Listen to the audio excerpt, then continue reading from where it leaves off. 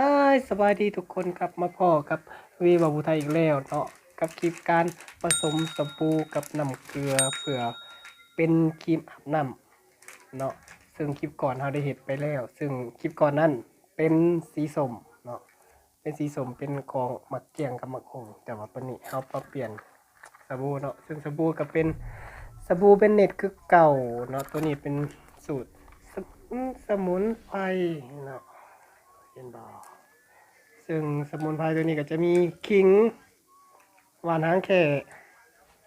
มะขามขมิ้นแล้วก็มังคุดเนาะอืมจะไปเบิ่งขั้นตอนกันเลยเนาะส่วนอุปกรณ์เราก็จะมีสบู่เนาะน้ำเกลือนี่น้ำเกลือมีดจ้ะแล้วก็กล่องสำหรับไว้ใส่เนาะซึ่งขั้นตอนแรกอะเราจะมาแกะเบิ่งสบู่กันเลยซึ่งแล้วแต่เนาะสูตรใดก็ใส่หมักสูตรใดก็ใส่สูตรนั้นเนาะสำหรับสบู่แต่ว่าอันนี้หมักสูตรนี้ให้พอเป็นสูตรสมุนไพรปลอดภัยต่อผิวจ้ะเป็นอย่างมันซึ่งเขาจะแกะไม่น่าเห็ดหวานหรือจังใดตอนนี้เนาะเราก็มีคนหลักถ่ายคลิปออกซึ่งเขานี่เนาะเป็นก้อนสีขาวสินี่เนาะเราจะทำการชอยเพื่อให้ตัวน้อยให้มันสามารถเข้าไปในกระป๋องนี้ได้แล้วก็ให้มันละลายไว้นั่นเองเนาะ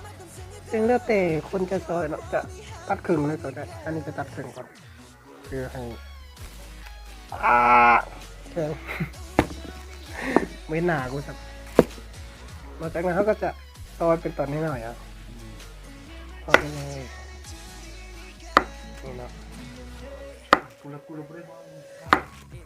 นี่ว่าเขาบอกแบบนี้เนาะอันนี้เขาจะซอยแบบแล้วแต่ให้แต่มันเนาะว่าจะเป็นจังไดกันได้จะซอยเป็นลูกเต้าเป็นเส้นเป็นสายเลยเป็นหมุนตาแต่เนาะบ่ใหญ่กว่าจะเบิ่งว่ามันทดสอบกันเนาะเขาในอันนี้เขาได้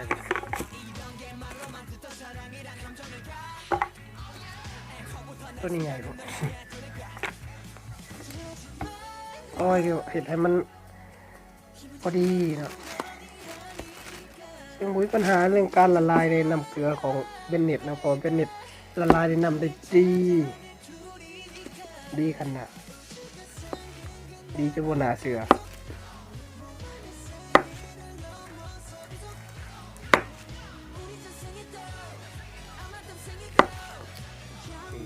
จัด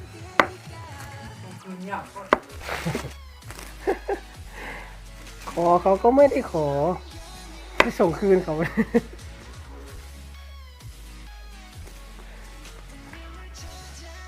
หลักเขามายังมีหนาไปส่งคืนเขาอยู่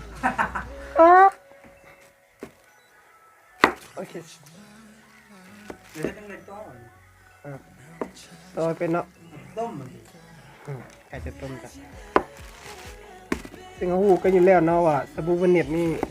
เป็นสบู่ที่ดีเนาะหลายคนก็เลือกใช้สวยในการ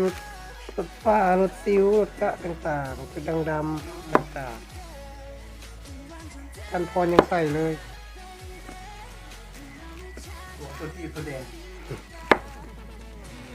อาการน้ำเกลือจะเป็นมีส่วนผสมของแอลกอฮอล์ 9% เนาะซึ่งจะสวยในการรักษาแผลสมานแผลหรือว่ากำจัดแบคทีเรียนั่นเองจากผิวของเขาเนาะ ถ้าจะใส่หมดเลย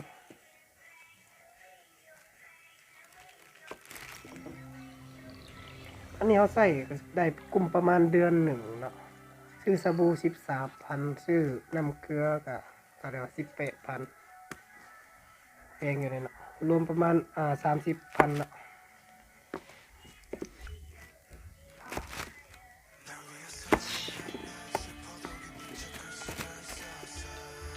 ซึ่งตัวนี้เราสามารถใส่เป็นครีมอาบได้แล้วก็ ล้างหน้าก็ได้ในขวดเดียวเลยบ่ต้องมีโฟมมีเฟรมอย่างไรบ่ต้องมีสบู่บ่ต้องมีโฟมใส่อย่างเดียวจบ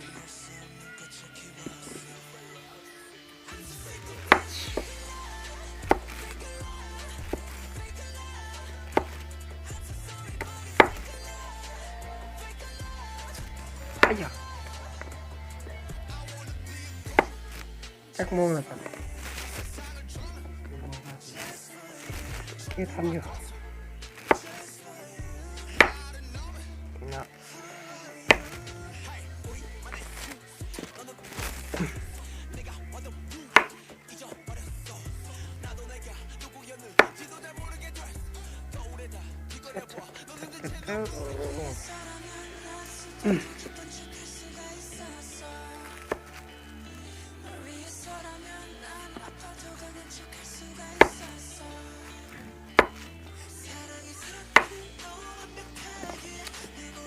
ยังได้คมเลยเนาะเอามาแจง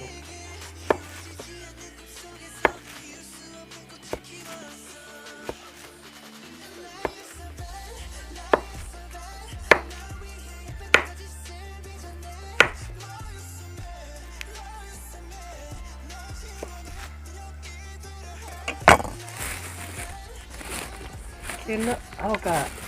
ตัดไปสีหน่อยแล้วตอนนี้ขั้นตอนต่อไปแม่นเขาจะเอาเข้ากล่องเนาะ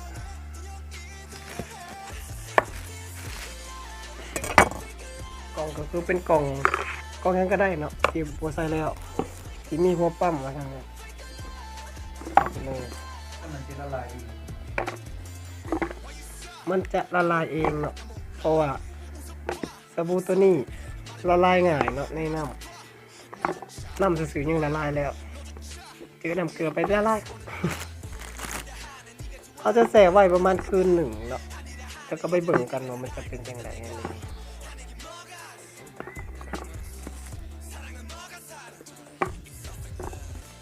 มันสามารถเห็ดได้เนาะทุกสบู่ของเบนเน็ตเลยว่าจะเป็นสีส้มที่เป็นมะเกี้ยงมะคุ้งหรือว่าต่างๆนานาเนาะเห็ดได้เลยตัวนี้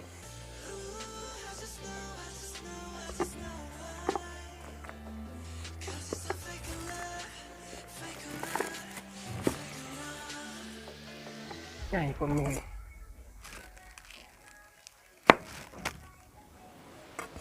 ทำเปิดเพลงอย่างของมัน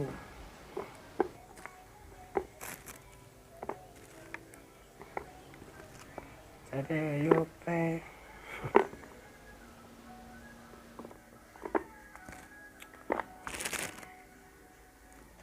ใหญ่พอดีเลยอ่ะ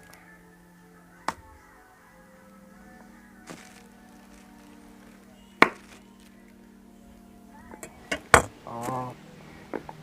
เทปนี้เอง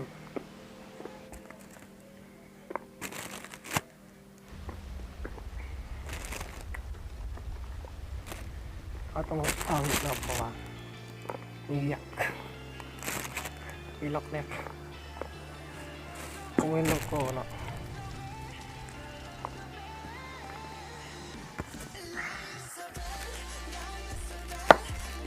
ทุกคนก็ใส่กล่องยาซาหัวมีคนหลักเอาไปซาหัวไปโอ้เกือบจริงพี่น้อง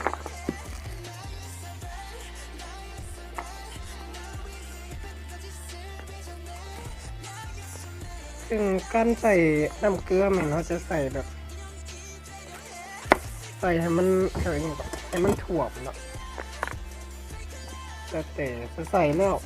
พอไปเบิ่งรู้สึกว่ามันยังแข็งเขาก็ใส่เติมอีกใส่ได้เรื่อยๆเนาะเป็นขวาเขาจะใส่มา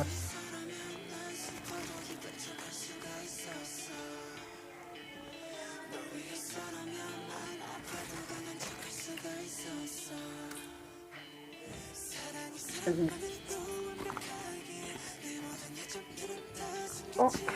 แล้วเนาะหมดแล้วต่อไปเขาจะใส่น้ำเกลือซึ่งปริมาณน้ำเกลือในการใส่คือใส่ให้มันให้มันถ่วมสบู่ในกล่องของเราเนาะหรือว่าใส่หลายผ่านก็ได้ใส่จนเต็มกล่องก็ได้นะแล้วแต่ แนะนำให้ใส่ตั้นก่อนเนาะให้มันท่วมสบู่เขาก่อนถ้าว่ามันแข็งเกินไปจึงค่อยเติมใส่อันนี้วิธีเปิดขวดน้ำเกลือคือถอดออกก่อนจากนั้นหันลงหัน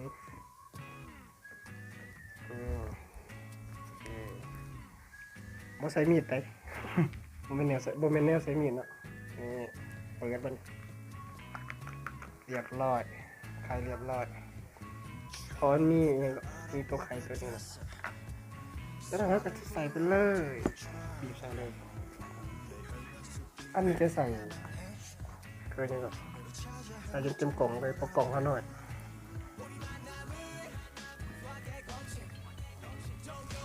บีบคือหมวนเนี่ย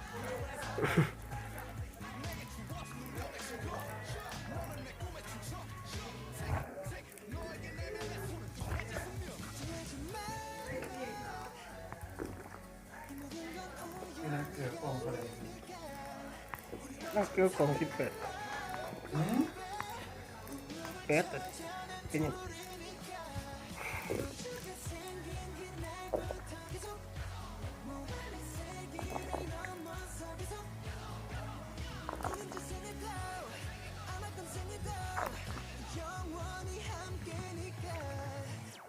โอเคเนาะเป็นอันนั้นแล้วเนาะเราก็จะปิดฝาไว้แล้วมาเบิ่งกันนะโอ้มีฟอง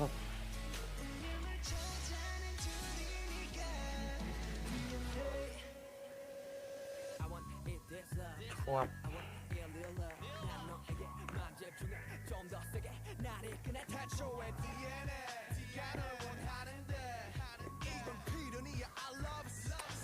โอเคที่ว่าสำเร็จเป็นทีเรียบร้อยเนาะ